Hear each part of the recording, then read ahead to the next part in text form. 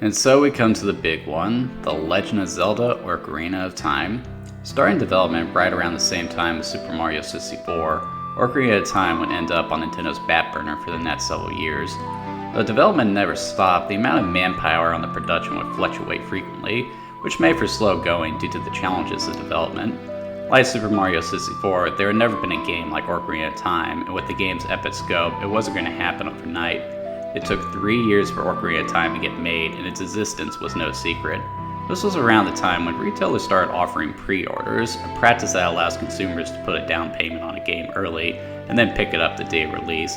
By the time gameplay footage for Ocarina of Time started to surface, it reportedly garnered 3 times the regular amount of pre-orders, and thus, the hype train started on its way. This basically ensured the game's commercial success, and that was paired with high critical praise too. The game received numerous perfect scores, Game of the Year awards, and would maintain the highest score on Metacritic for years to come. As the decades ticked by, Ocarina of Time would become the stuff of legend. It is widely regarded as one of the best games in the Zelda franchise, which in and of itself is tremendously high praise. It is often cited as the best N64 game of all time, which is also pretty high praise.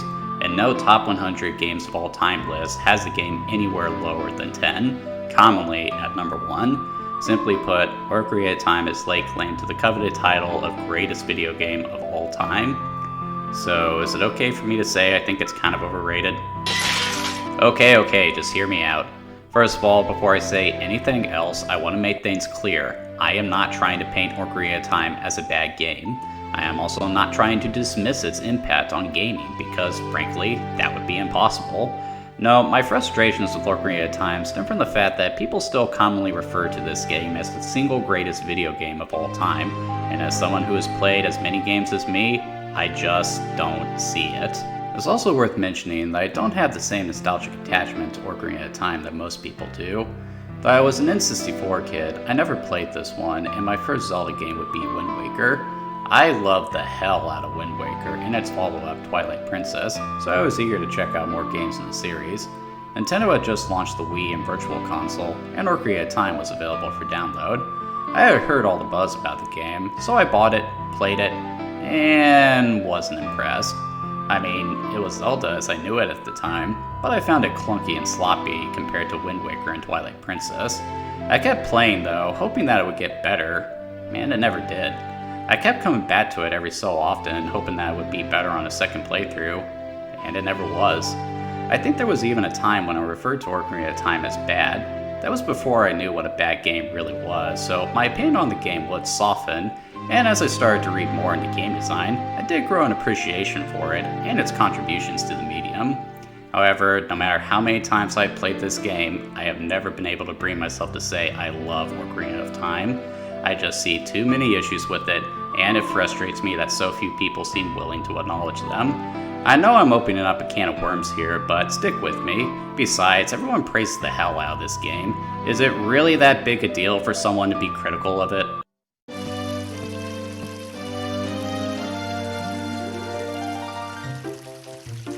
In Ocarina of Time, you take the role of an incarnation of Link who has grown up in a village isolated within Faerun Woods. One day, he is called upon by the village's protector, the Great Deku Tree, who has been placed under a dark curse. The Great Deku Tree tasks Link with ridding them of a great curse, which Link ultimately succeeds in doing, even though it was already too late. The whole thing was a test of Link's wisdom and courage, as he has been foretold to grow into a great hero who will one day save Hyrule. Having proved himself, the Great Deku Tree sends Link to Hyrule Castle to meet Princess Zelda, who informs Link that a thief named Ganondorf is planning to obtain a mystic treasure known as the Triforce. The Triforce has the power to grant the wishes of all those who hold it, so it would be bad news if it ended up in the hands of evil. Deciding they need to secure the treasure, Zelda tasks Link with traveling around Hyrule and gathering the Spirit Stones needed to access the realm where the Triforce is hidden, and save the kingdom. Now I know there is a lot more to the story than that, but for both the sake of spoilers and time, I've decided to leave it at that. Believe me though, it is excellent. Despite my indifference towards Ocarina of Time, I have always sung the praises of the narrative here. It's narratively complex, thematically rich, has a great cast of characters, and is full of bursting with memorable moments. And this is a big part of why Ocarina of Time was such a landmark when it came out. We were still in that time period where story in games was just context. You know, you're the hero, go save the princess. There had never been a story this well put together, this complex, and this well told, and it still holds up today. Even during my first playthrough all those years ago, the main thing that kept me playing was the story. People often oversell the quality of this game, but the plot is one exception there. Yeah, there are some issues like hokey dialogue and slow pacing, but it's a case of the pros outweighing the cons. I have mixed opinions on the presentation. This is another case where I feel the team's ambition may have outpaced the console's capabilities. Ocarina of Time had a lot of really cool artwork made to go along with it, and the team did their best to replicate the look of that for the game. However, I wouldn't say it succeeds all that well. Don't get me wrong, there are times when the game looks really good with some effectively designed locales, detailed character models, and some enormous boss fights. The size and scale of it all is also pretty impressive given the hardware too, though at times to a detriment. Hyrule Field is just a big open field with basically nothing in it, and some of the environments have a lot of excess space that serves no purpose. As a result, they were forced to resort to some less detailed character models with limited animation for certain NPCs, and some pre-rendered backgrounds that look like shit. Then you have some concepts that just don't work all that well. For example, the third dungeon takes place in the gut of a giant fish. Cool concept, and I think they did the best they could given the hardware, but it's just not that appealing to look at. I will say this though, the sound effects are outstanding and the music is great, courtesy of the great Koji Kondo once again.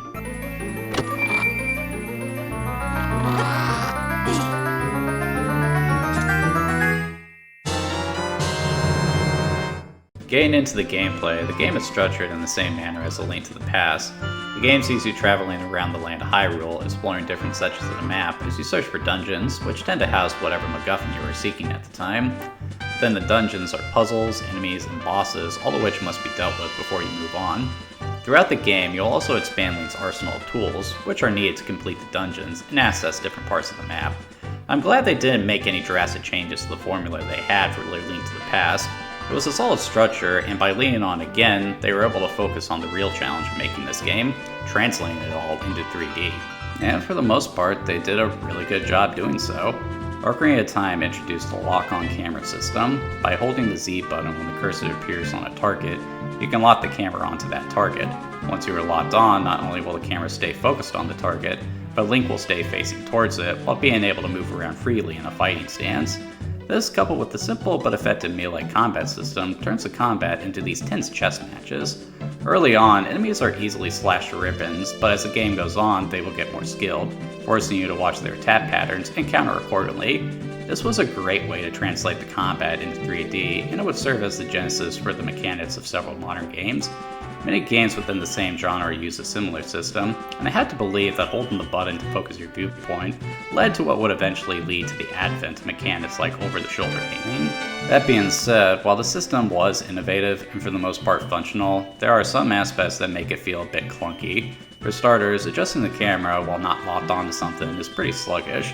How it works is that when you push the Z button, it recenters the camera behind Link. That works, and it's more fluid than the common solution of having the camera glued to the back of the character, like in Shadows of the Empire or Tomb Raider. This system is much more preferable to the tank controls seen in those games. Still, it can be a little clunky having to orient Link to put the camera in the spot you want, and even then, the camera isn't always in the best spot to see what you are doing. Or worse, locks onto a target you didn't want to. It just doesn't feel as fluid as modern games, where you have the option to recenter the camera in addition to a camera stick, which you can use to reposition it manually. I also find a lot of the level design to be a little sloppy. I already comment on how much needless empty space there is, but the dungeon design isn't much better. There's a lot of obtuse design where they expect you to do something perceived that you likely wouldn't otherwise. Sometimes the dungeons are just hard to navigate to. One in particular even fans of this game tend to struggle with, but personally, I think every dungeon in the game has design issues. I'm not saying I want big neon signs that say, hey, go this way, but some visual elements to draw the player's eye, and some subtle hints would have been wise. Then you got some other minor stuff, like how when you aim in the first person, the sights don't line up, or yeah, your attack range seems to be inconsistent. Some people might write off my criticisms as nitpicking, and if you want to do that, go right ahead. I honestly don't care, but I'm just being honest. This is what I felt when I first played Ocarina of Time, and it's how I feel now. Believe me, I am not looking for reasons to dislike this game, but I'm also not going to sugarcoat my opinions just because it's a well-beloved classic. Ocarina of Time just doesn't live up to its hype in my opinion. Again, I do not think it's bad, I just think it has a lot of issues that people tend to ignore, and I don't understand why, considering most of these issues are likely the result of it being the first of its kind. Seriously, it's okay to admit that there have been better games since. It doesn't mean that Ocarina of Time was never good, it just means that it's aged.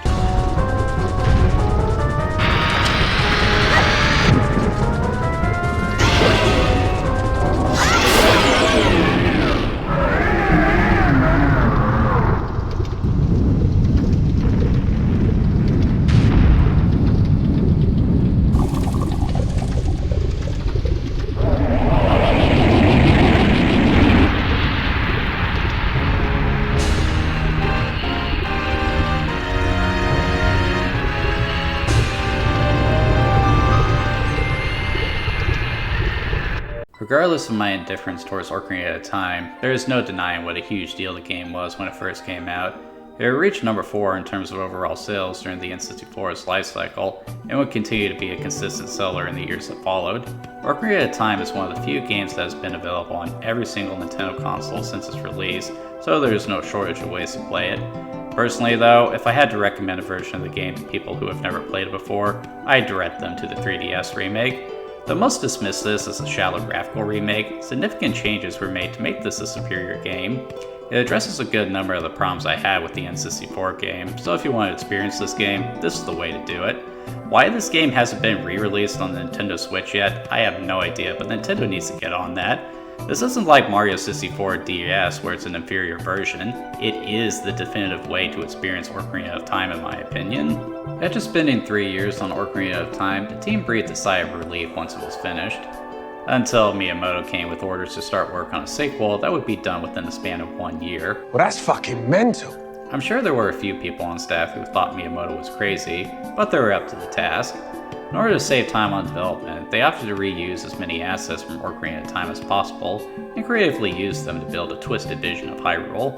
They also introduced an in-game clock that everything operated upon, and made time manipulation an even bigger part of the experience.